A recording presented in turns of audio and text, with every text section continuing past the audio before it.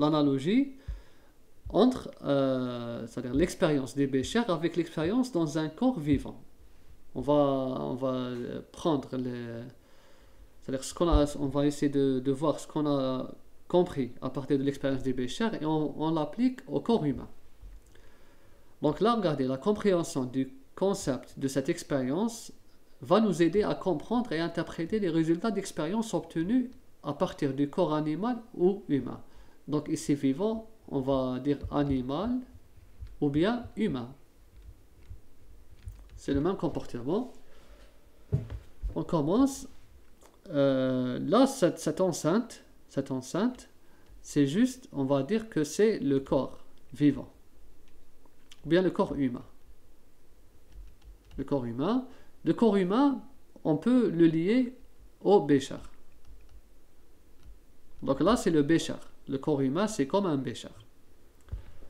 Ensuite, ce qu'on voit là comme matière, cette matière. C'est quoi ça? Là, dans un corps humain, c'est des organes et tissus. C'est des organes et tissus. Qu'on peut lier à quoi? Voilà, au charbon actif. Le charbon actif. Ensuite, nous avons ce fluide. Ce fluide. Ce fluide. Dans le corps humain, le fluide biologique, c'est juste le sang. C'est du sang.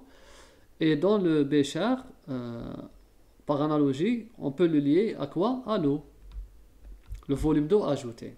Et enfin, ces particules-là. Ces particules.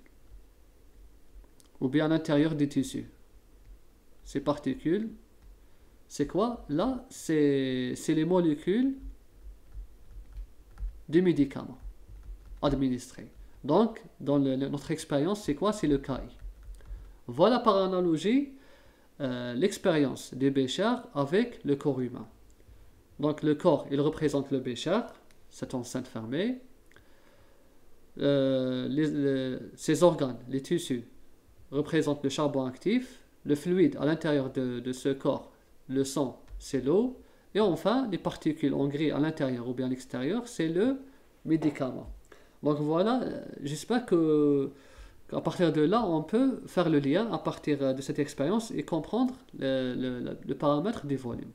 Maintenant, quelles sont les caractéristiques de ce volume? Le volume, déjà, on sait qu'il est indépendant de la dose administrée et de la voie d'administration. D'accord? C'est clair, là, le volume dans B, il est égal à 2 fois le volume dans A, le Bécher A. Et pourtant, la masse de KI, elle est identique. KI ici, elle est égale à KI ici. Dans les deux cas, c'est 1 gramme. Donc là, c'est clair que le volume, d'après cette expérience, le volume est indépendant de la dose administrée et de la voie d'administration. Après, on va voir ça. Aussi, le volume apparent de distribution, il peut varier de 7 à 10 litres jusqu'à plusieurs centaines de litres, jusqu'à 200 litres et plus, pour un sujet de 70 kg. Là, c'est le poids moyen. Ensuite, on sait que plus le V est élevé, plus la distribution des médicaments dans les tissus et organes est grande. Donc là, on sait déjà, d'après les expériences conduites en pharmacocinétique, on a abouti à ces résultats. Maintenant, on doit chercher vraiment à savoir qu'est-ce qui influence le paramètre volume. Le volume, il dépend de c'est-à-dire de quelle valeur. Qu'est-ce qui influence le volume? Qu'est-ce qui fait augmenter le volume ou bien qui le fait diminuer? C'est ça la question qu'on se pose. Déjà, on sait que le volume, il est constant. Le volume, il est constant pour un médicament donné. Chaque médicament possède un volume. Par exemple,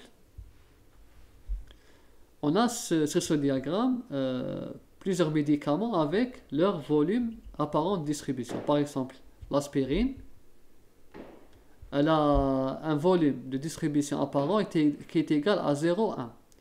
La molécule propanolol, elle a un volume de distribution qui est équivalent à 3. La molécule fluoxétine, elle a un volume de distribution égal à 48. Et la molécule chloroquine, elle a un volume de distribution équivalent à 100 litres par kilogramme. Là, pourquoi on dit litres par kilogramme? C'est-à-dire le volume obtenu, on a divisé par le poids de la personne qui a consommé le médicament. Si son poids est de 70, alors on fait le volume sur le poids et on obtient ça. Donc on peut l'exprimer en litres seul ou bien par rapport à la personne qui a pris ce médicament en litres par kilogramme.